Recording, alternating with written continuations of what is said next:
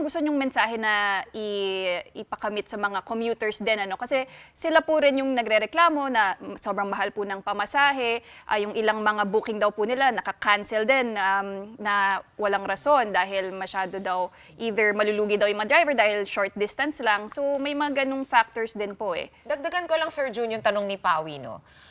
Ano ba talaga yung factor na nagpapalugi? Obviously, alam natin mataas yung presyo ng oil. Grabe yung traffic, so makaka-less bookings ka achieved in a day. But there's also the commission, yun nga yung pinag-uusapan natin kanina, nung main company ninyo, nung mother company ninyo. So ano po ba talaga yung factor na nagpapalugi of late? Yung pagsundo po sa pasahero. For example po, kayo po magbubook dyan sa lugar ninyo at matatanggap ko 3 kilometers away. Yung pong distansya natin, libre po yun. Wala pong charge yun. Ang computation lang po kung saan po kayo nag-book at hanggang dun sa pupuntahan ninyo. Pero yan po ay pinag-usapan kanina sa LTFRB na baka at sana ito yung kapalit ng surge. Yung kung saan ka nakatanggap ng booking, maicha-charge na doon sa pasahero. Yan po, pag-aaralan pa ng LTFRB. Hindi pa po approve ito.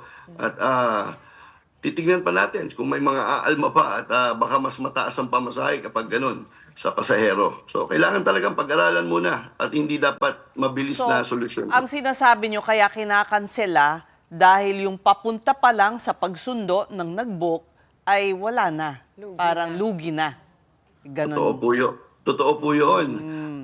Ang isa, 2 kilometro po ngayon, umaabot ng 10 to 15 minutes na biyahe na. Totoo, minsan more. But why can we not put the burden on the companies also? Why is it the driver who is bearing this? Or the passenger. Or us, us, the consumers. Opo. Alam niyo, parati pong Anong dahilan? parati pong naiipit dito yung driver at saka Consumer, the public, the riding public. Yung pasahero. Meron naman pwedeng ibang paraan, no? Opo. Bakit hindi? Sinasabi nyo ba yun? Balikan po natin ang ating gobyerno. Hindi, yung LTFRB nga, bakit hindi sila naman ang magbigay? Diba? Tama po. At, Hindi, napapag-usapan ba yon sa inyong mga dialogo?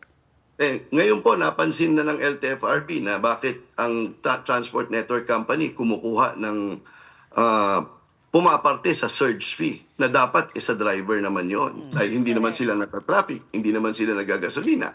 So ngayon, doon po sa memorandum circular, hindi na po bawal nang kumuha ang Transport Network Company ng parte doon sa surge fee. At yan nga po, sinasabi kong TNC kanina, ay ngayon pa lang, in-implement na po nila.